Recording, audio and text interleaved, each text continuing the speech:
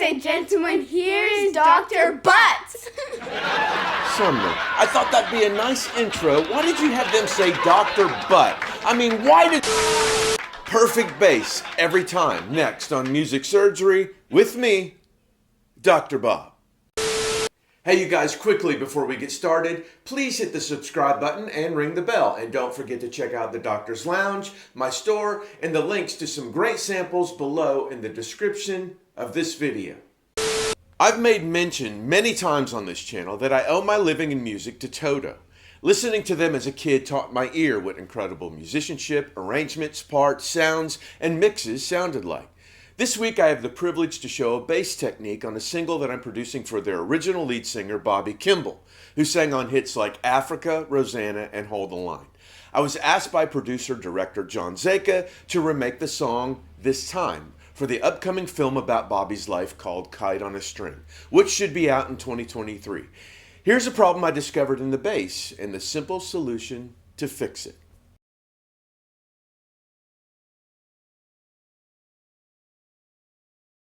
All right, you guys, let me play you just the track and the chorus and listen to the bass. Here we go.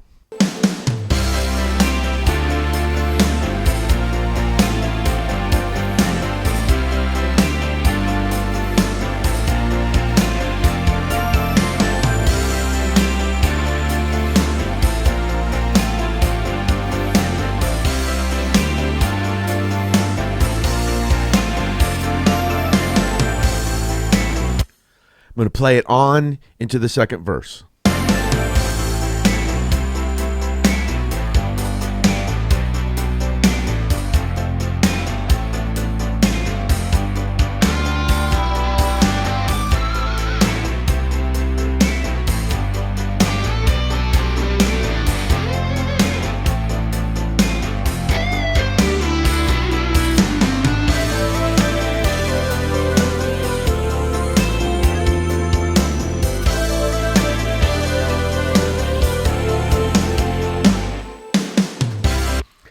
Okay, everything's sounding pretty good in its place, but there are a few notes in the bass that are, for some reason, are moving forward, are popping out of all that I've done here to try to wrangle it and maintain it, and in the bass submix.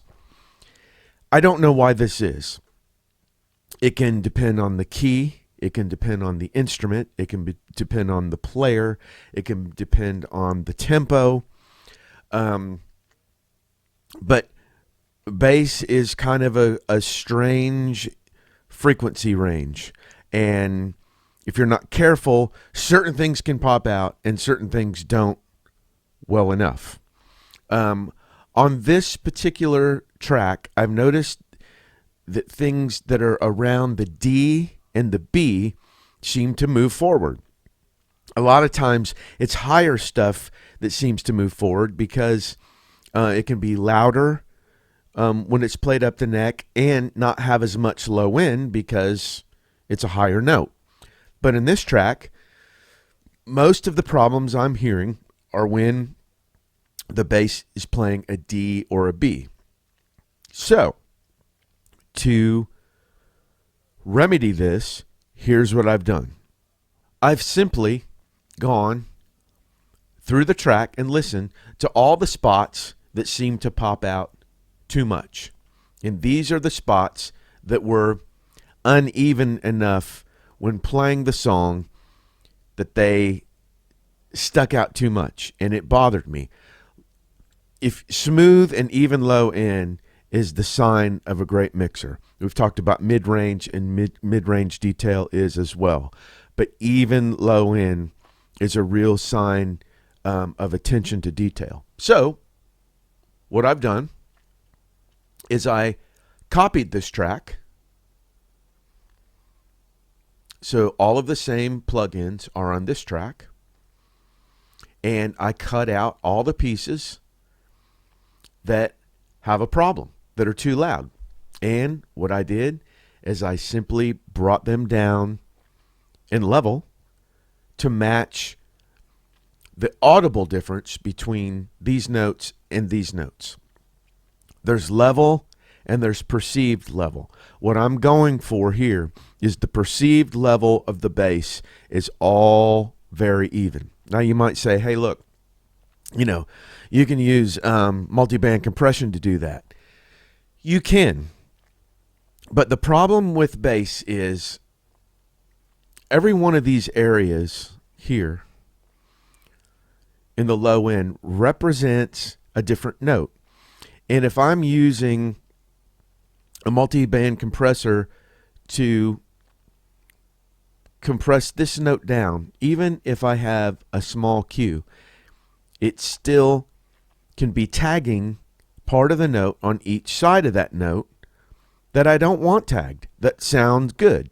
It's a lot easier for me to just identify those notes, cut those out, bring those down, use all the same EQ. This EQ is bypassed. I don't even know why that's there.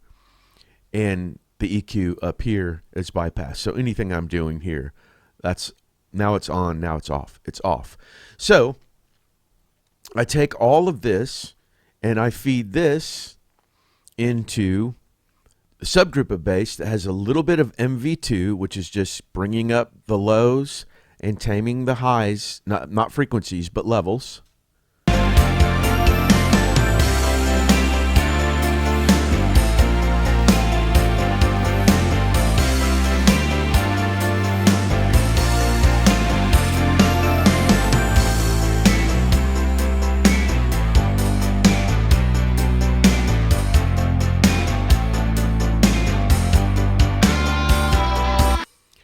So now when you see these spots coming in, they will be equal in perceived level to these spots up here.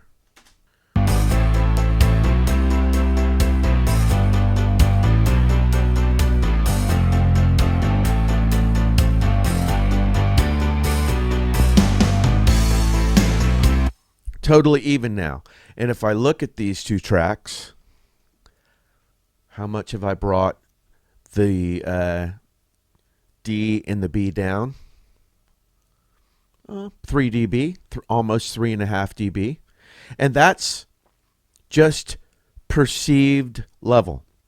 It's obviously not level, but however that's popping out in the key and the tempo and the time and the instrument of this song, it needed to be addressed. Now,